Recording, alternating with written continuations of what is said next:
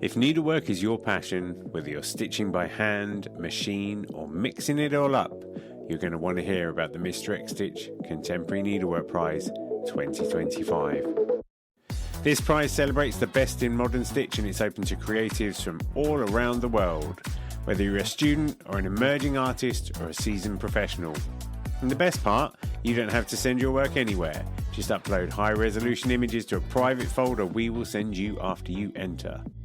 You can enter more than one category, for instance, hand embroidery and 3D textiles. Just grab an entry for each one.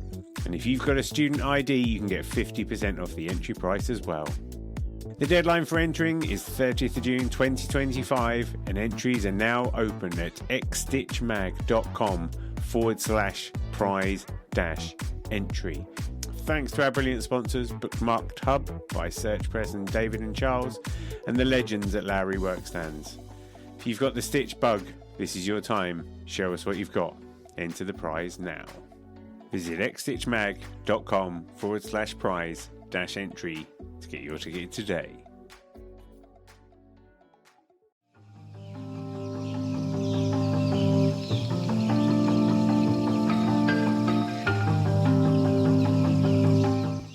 Welcome to NeedleXChange, the podcast where we unravel the stories behind embroidery, textile art, and creative craftsmanship. This is the second part of my NeedleXChange with Caro, an artist whose practice merges the intricate worlds of metalwork and embroidery to explore themes of time, devotion, and materiality.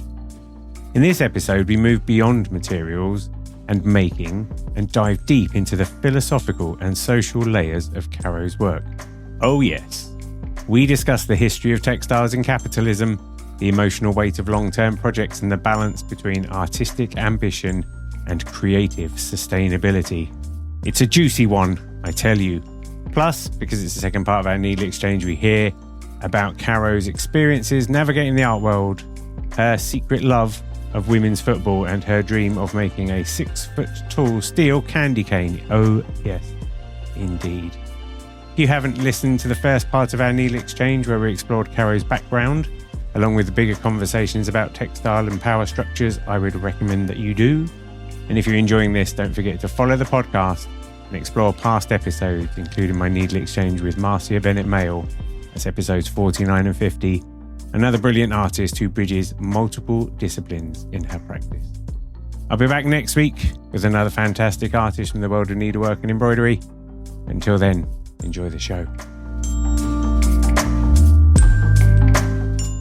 Again, how textiles is so intimately connected with this. Like, I mean, where I live now in Cheshire, round here, Lancashire, all of this area was like 10th of the world's textiles were being produced around here at some point, which is a mind-blowing thing to consider. Mm-hmm. But it's textiles predating so many of these other technologies that subsequently came along. Mm-hmm. So then you've got the relationship that you have as a woman who is embroidered, but then you also have the counterpoint of them being a female metalsmith, which, as you said, is the different kind of gender discourse thing, isn't it? Yes. Yes, I've definitely had my share of sexism in the metalsmithing world, but I'm lucky that I've been in it for long enough that I am able to sort of stand my ground. But there are still men who kind of want to show me things that I already know, or when I say I work in metals, someone will say like, "Oh, have you ever tried a soldering pen?" And I say, "Well, no, because I use a torch, And they'll say, but have you used a soldering pen?" Right? No. Actually, that reminds me of a completely why over here we call it a soldering iron, right? Because it's got an L in it. Like, why do they call it like soldering in America? I mean, it's probably just a linguistic difference, Took me a while to wrap my head around that. I thought, seeing as how you literally just said it, I'd have to scratch that a little bit for a minute. That's true. The gender discourse about embroidery is bound up by marketing and is still bound up by marketing. And so I know the slow change there. But to your point, and I mean, I was going to try and talk about post-feminism, but I'm not a post-feminist. person. I don't want to sound like a knucklehead. I might try in a minute. But is the gender balance within the jewelry making, is that a sort of, is it more even? Because I feel inherently jewelry 9 times out of 10 is quite a feminine art form. And so I wonder whether that naturally leads to more feminine artisans within the space.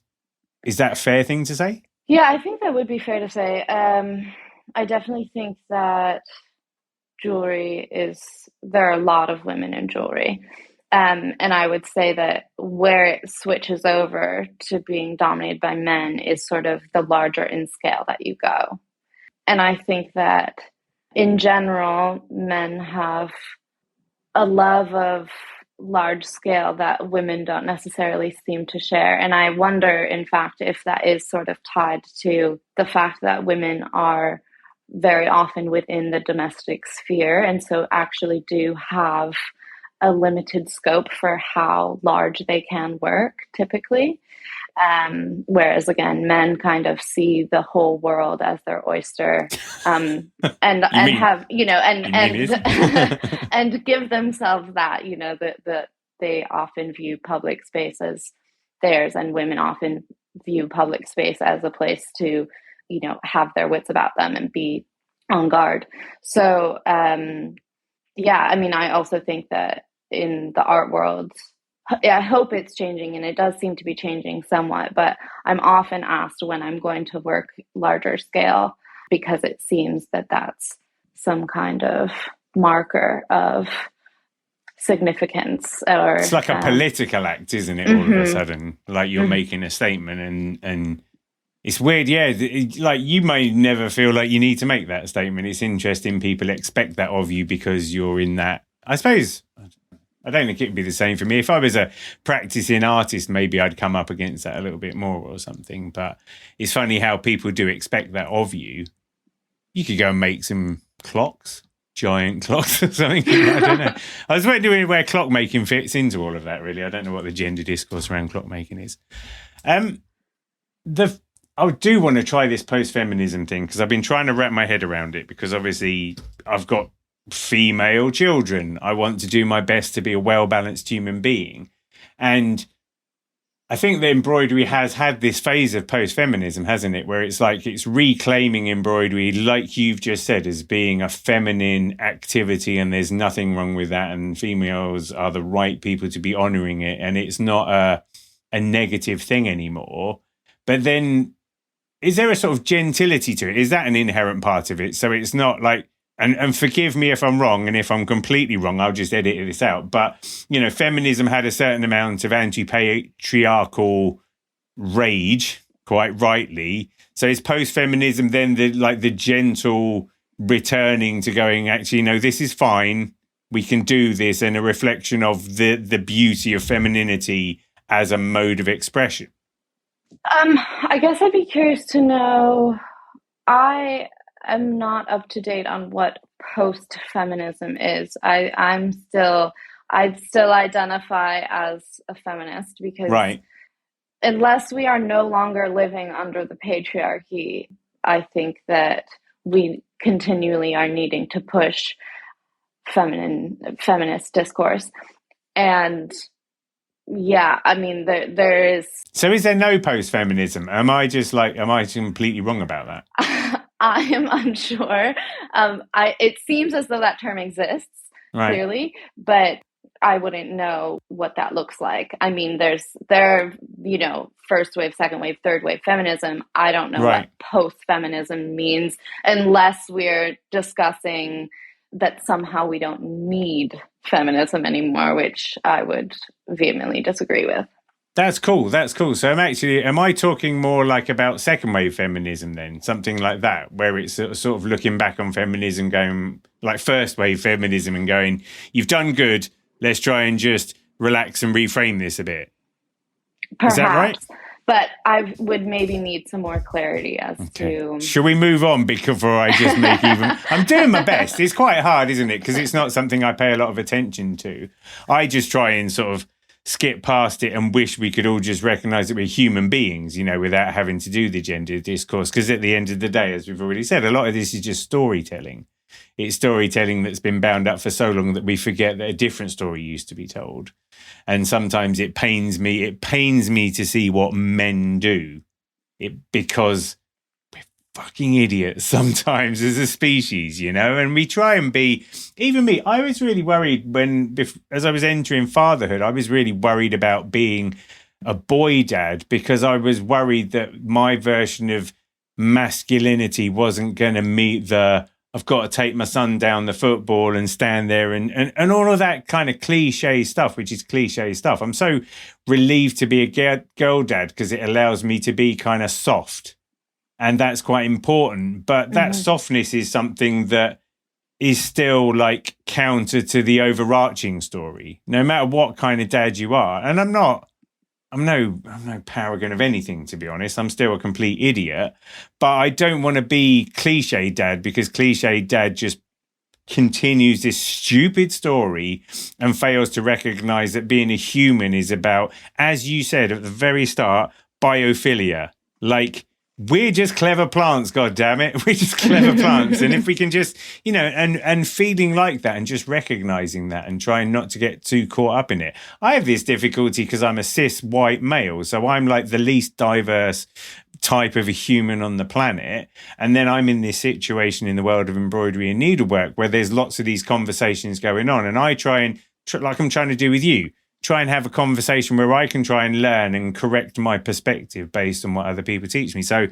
the stuff you said before is fascinating to me. All of that stuff and all the way of just human, like men just being like, oh, like it all kind of makes sense. But it's really difficult. It's really difficult to keep doing that. And for me to just be at peace with it. Again, the older I get, I think the more at peace I am with just being the type of person that I am. But I do just wish we could fucking just be people. Do you know what I mean? Just be people and not have to put up with all this crap. I feel so sorry for the female race that they have to put up with men. We're such twats. Yeah, I mean, I think that, you know, I mean, as everyone says, and it is true, the patriarchy harms everyone because, you know, the farther back in history we go, the gentler we find our species. And that is because, you know, all flourishing is mutual. And if we are listening to each other and if we're listening to the earth, we understand how important reciprocity is. And we understand that we are communal creatures. You know, we created fire to be talking with each other, to be amongst ourselves. This was not to, you know, create some absurd amount of wealth or absurd amount of intellect.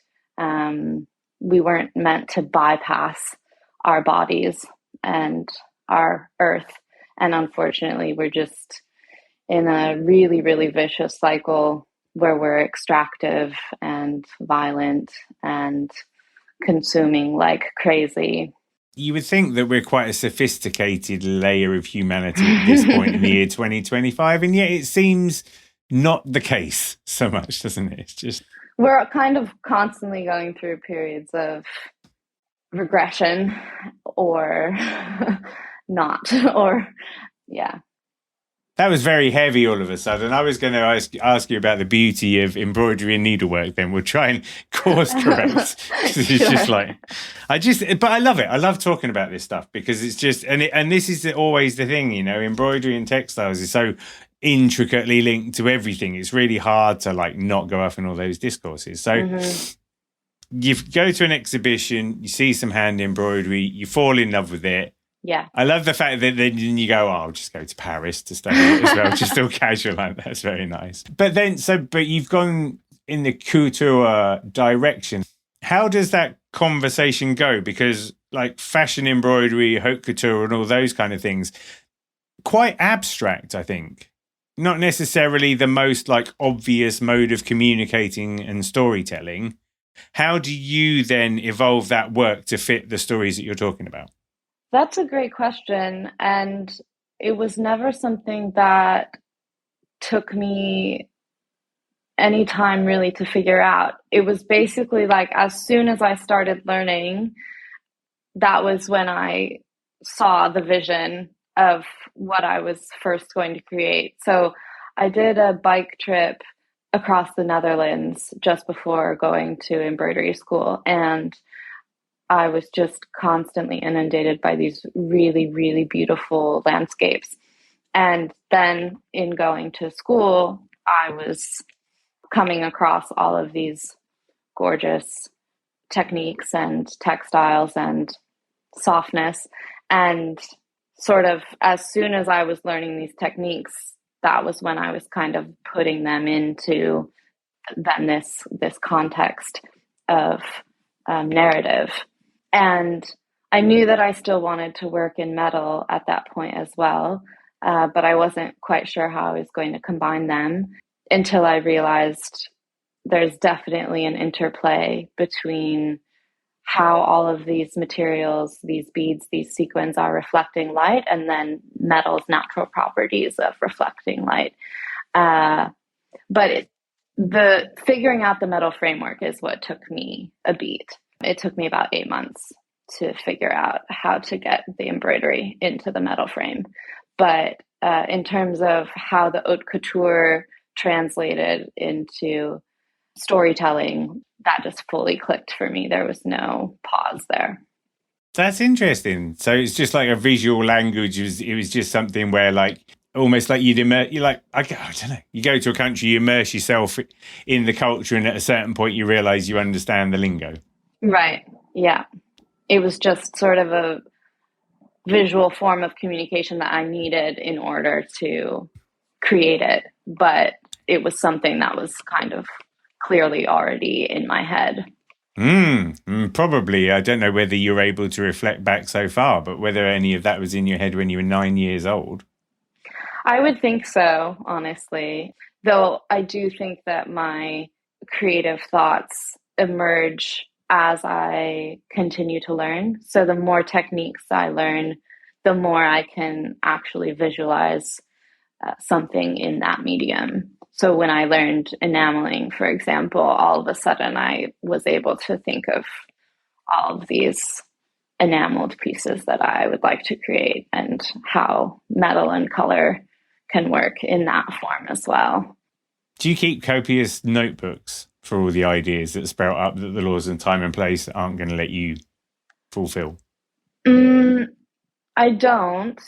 I probably should. I keep some sketchbooks, of course, but...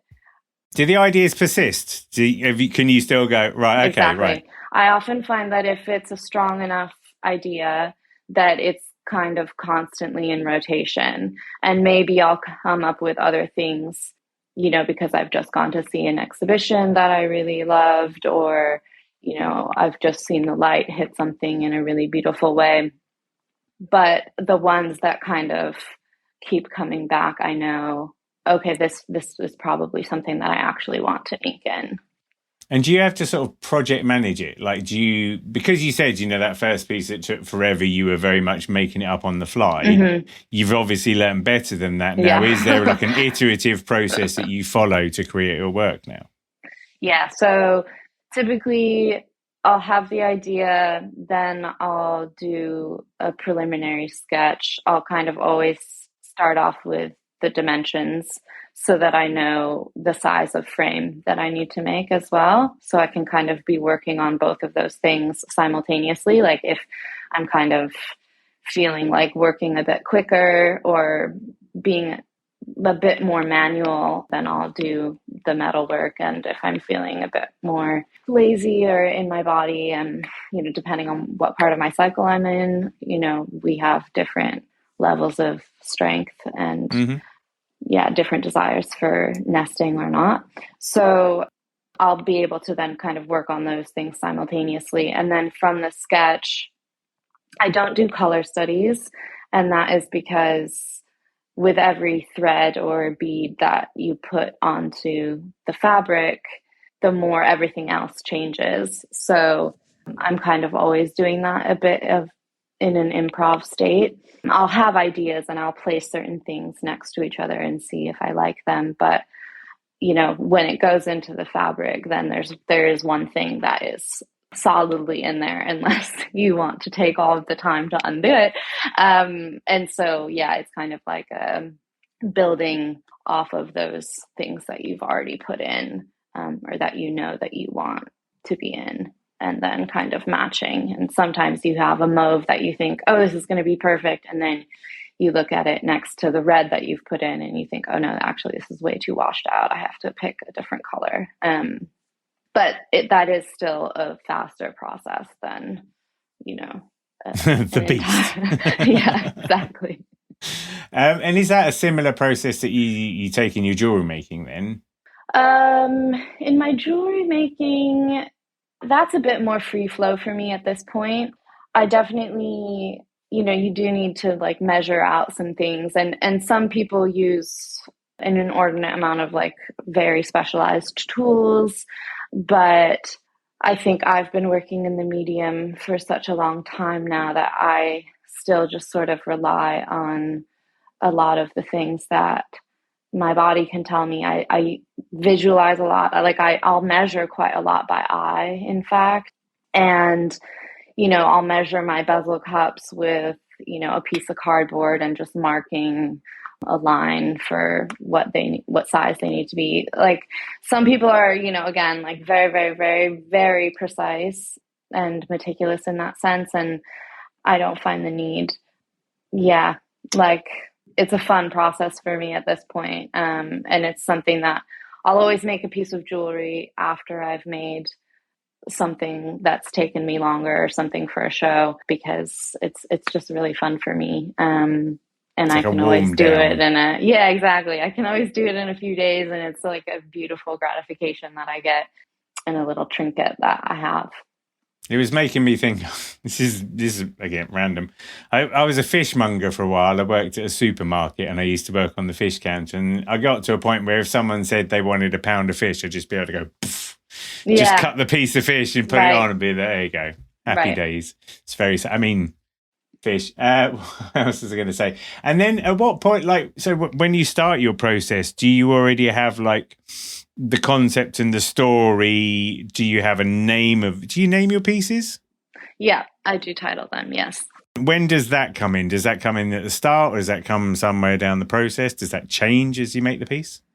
It's dependent. Sometimes the title comes first, right? Like sometimes I'll be reading something or listening to something. Sometimes, words will strike me and I think, oh my gosh, and then I'll have a vision of a piece. Sometimes I'll have the vision of aesthetically what the piece is, and then the title will come to me as I'm making it.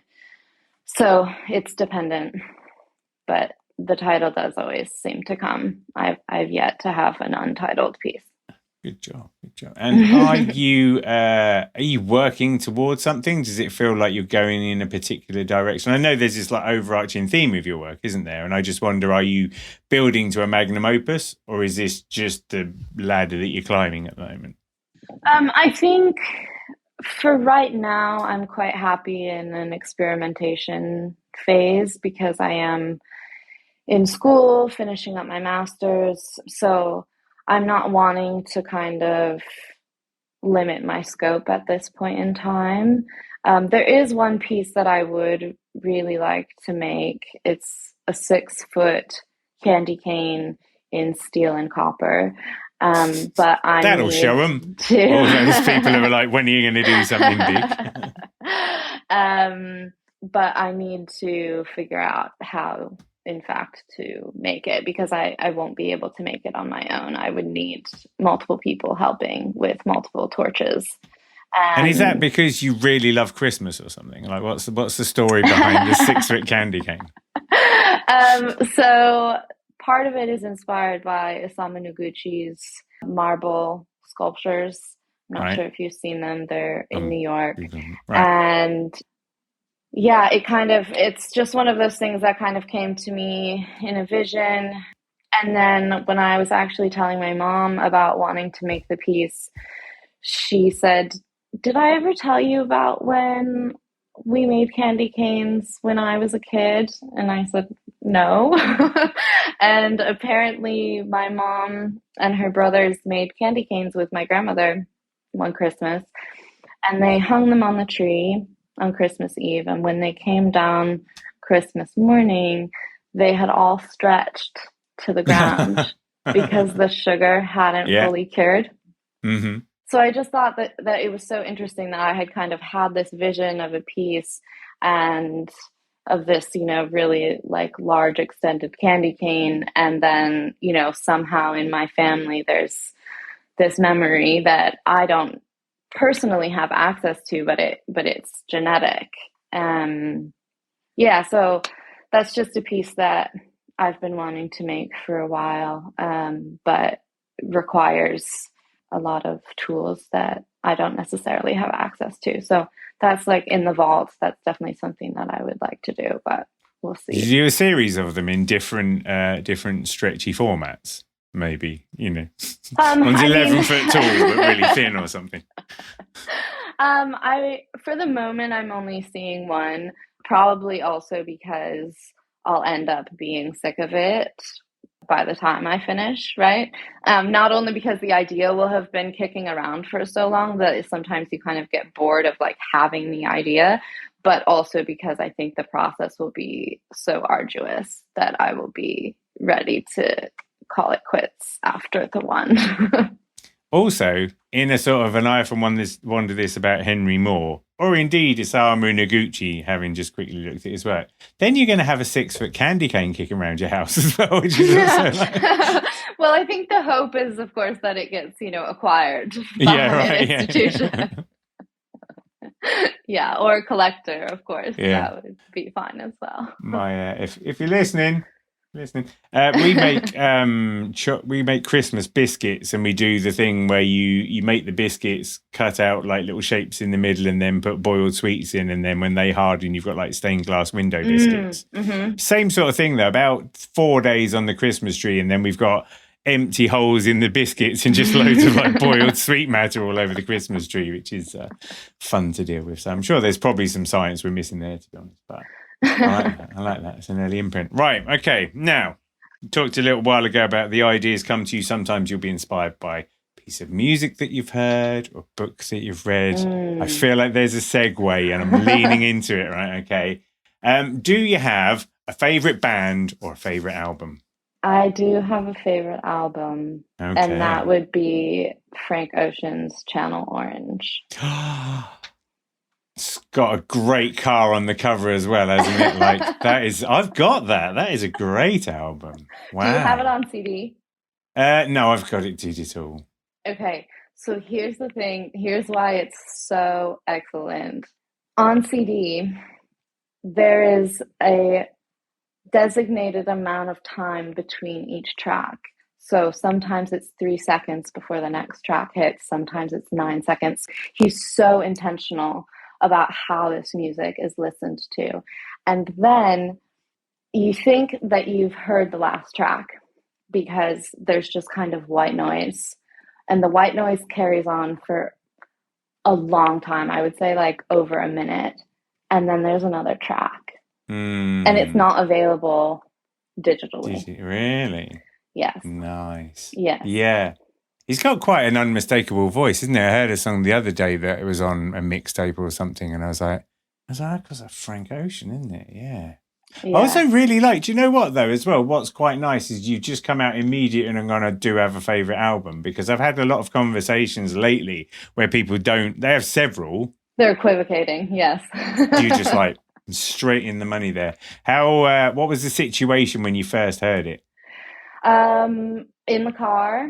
Mm-hmm. Which happened to be a BMW at the time. I was just like, a very Prius. coincidental. A Prius, yeah.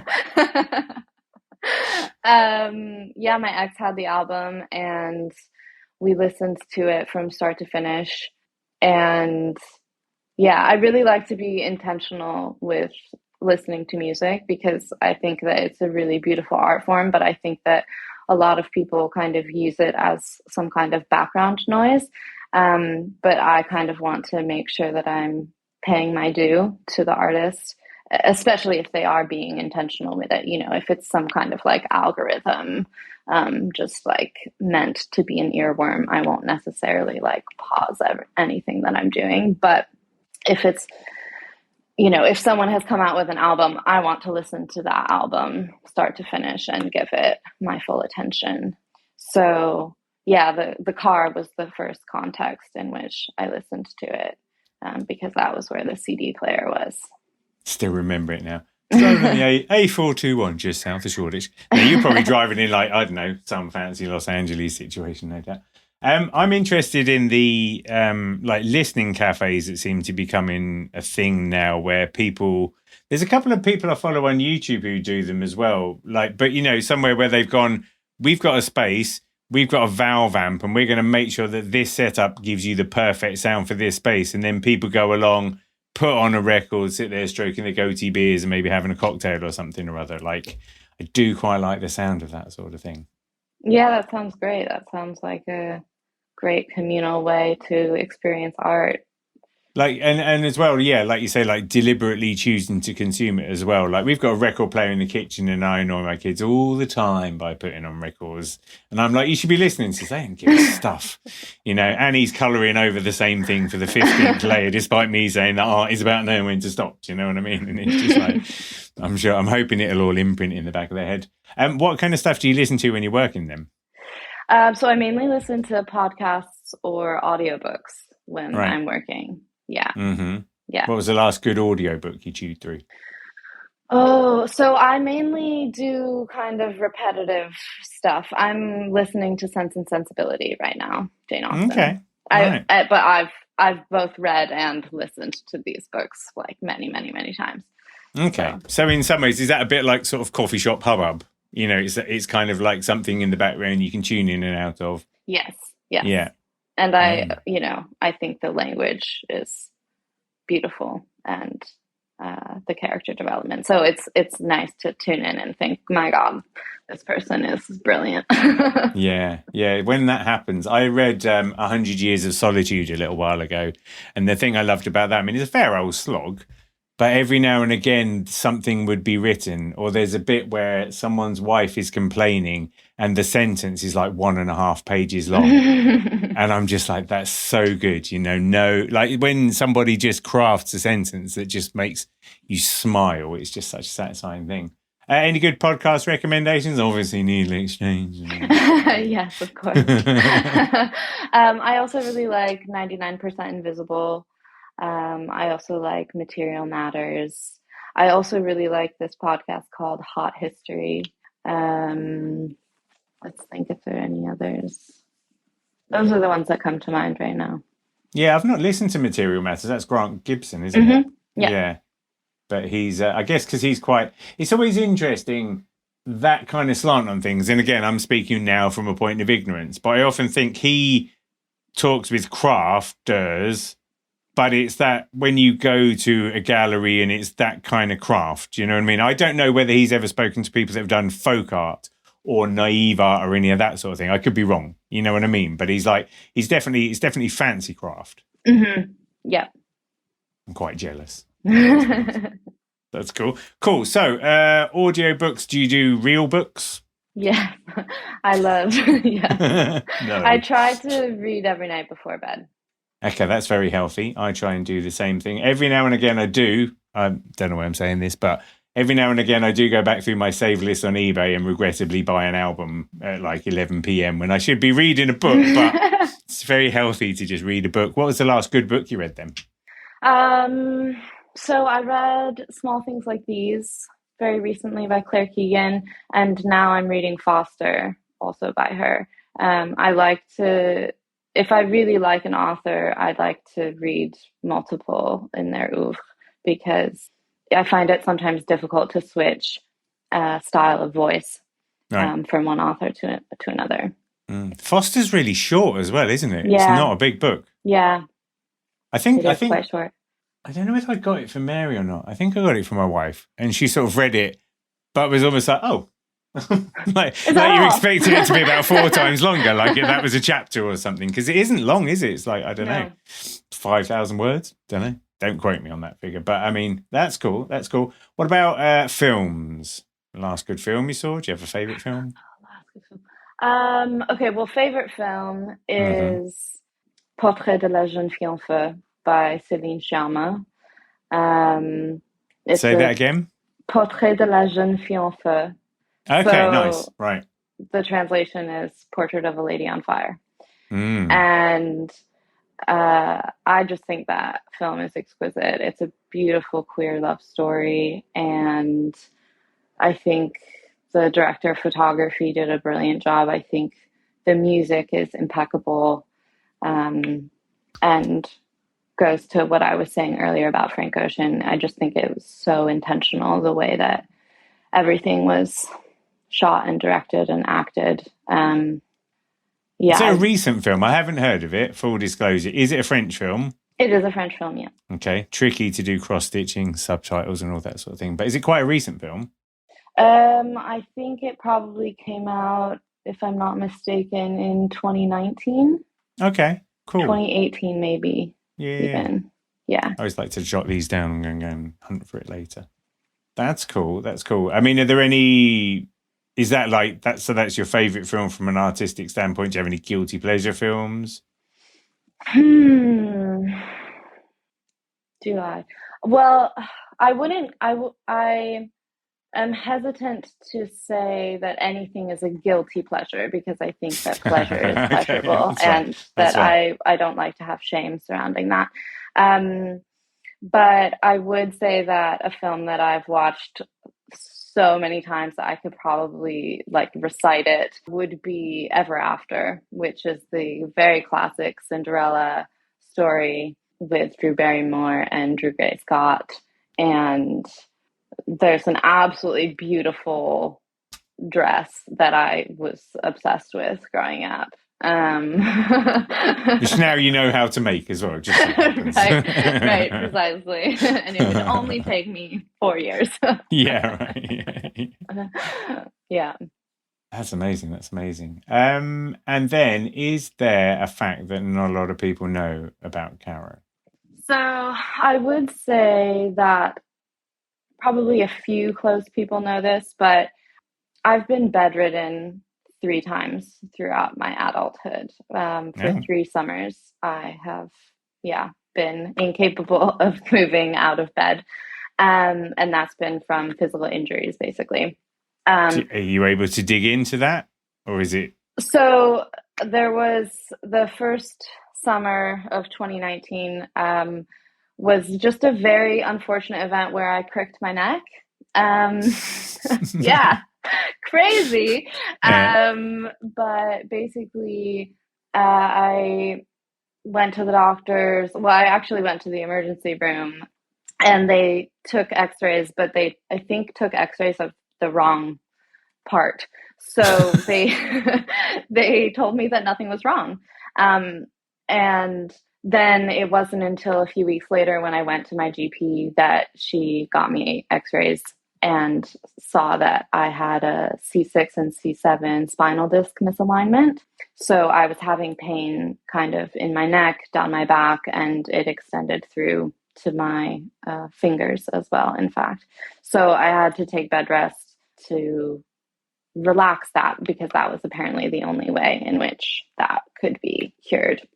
And then a year later, unfortunately, I had an ankle injury. So that it wasn't broken. If it had been broken, it would have been better, because that recovery is faster. But it just seemed to be maybe like a very deep bone bruise. And that was unfortunate, because that was also during kind of the start of lockdown. And so it was very isolating. It was very, very bad time. And then this past summer, unfortunately, I had another ankle injury, same ankle, and I couldn't walk for, almost 3 months. So because of that, I am a really avid women's football fan. And is that what's giving you the ankle injuries? No, no. No. But yeah, when I have been in bed and incapable of moving, I have put on women's football to kind of try to transcend my body and feel that I'm vicariously moving through them. And that's been a really fun experience. And now I know so much about the sport. Who's your favorite team then? So I don't actually have a favorite team, because I kind of I think maybe I even watch like too much to have a favorite team, like Okay. because I'm sort of watching so much. But I have players who I think are amazing. I have managers that I think are amazing. Let's play a game called Does Jamie Know? I know a few female football players. Two of my nieces are ultra football. Tell me some of your players and I'll see if I recognise any of the names. Okay, well, I mean, I think Lucy Bronze is incredible, Yes! of course. She's my favourite. Yeah. she's so, what I like about Lucy Bronze as well is she's so not very funny. She did a chicken shop date with Amelia de Moldenberg on YouTube, and Amelia's thrown all these jokes, and she's just not funny. Like pro sports people just aren't funny because they're pro sports people. Do you know what I mean? So Lucy Bronze is the best. Yeah, I think she's great. And I think Hannah Hampton in goal is incredible. Let's think in terms of forwards. I would say Khadija Bunny Shaw is insane to watch. So is Myra Ramirez. I really like watching Rutin Kanarid, Johanna Rutin Kanarid. Are you watching different leagues in different countries then? Are you watching it like all over the world kind of? I'm mainly watching right now the Women's Super League, but I did watch a lot of the NWSL for a time as well. And then when I started off, I was mainly watching the international matches. So I was watching, the US versus France. And I think Sweden has a really incredible team. I love how they set themselves up.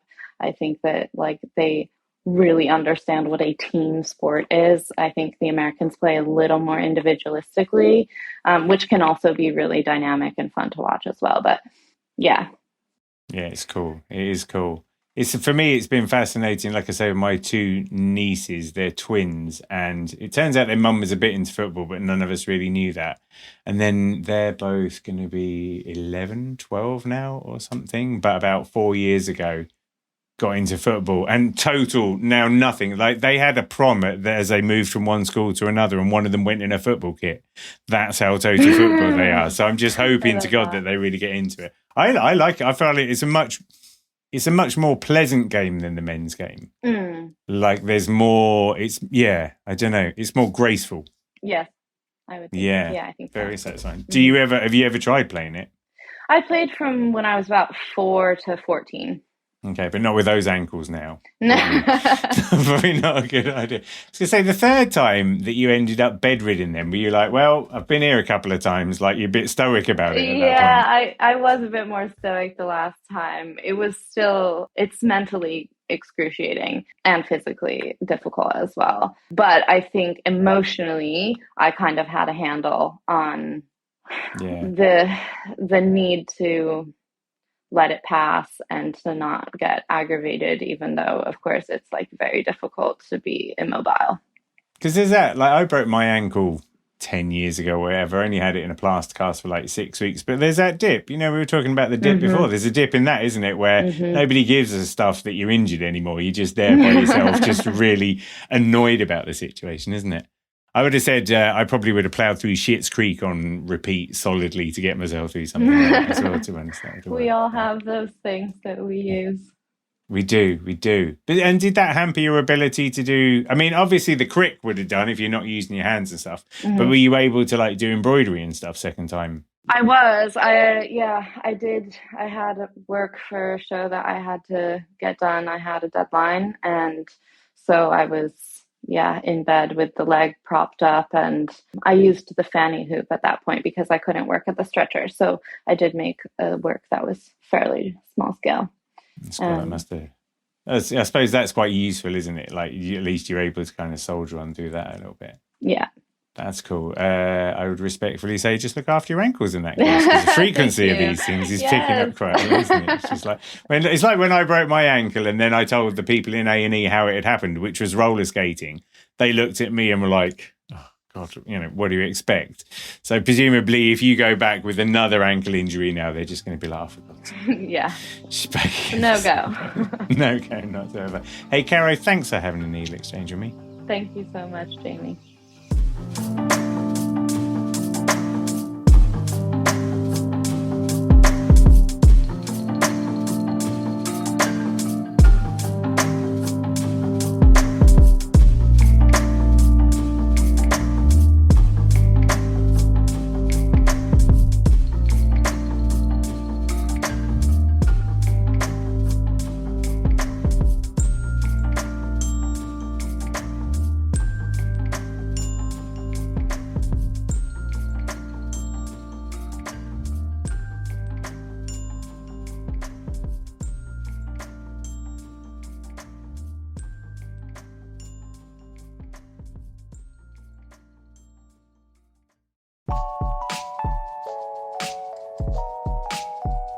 Thanks for joining me on another Needle Exchange. I hope you enjoyed the show. I'd love to hear from you, so feel free to email hello@needle.exchange, that's NEEDL.exchange, with any thoughts, comments or feedback. And if you want to keep up with all the news, sign up to the Needle Exchange mailing list at bit.ly/needleexchange. See you next time.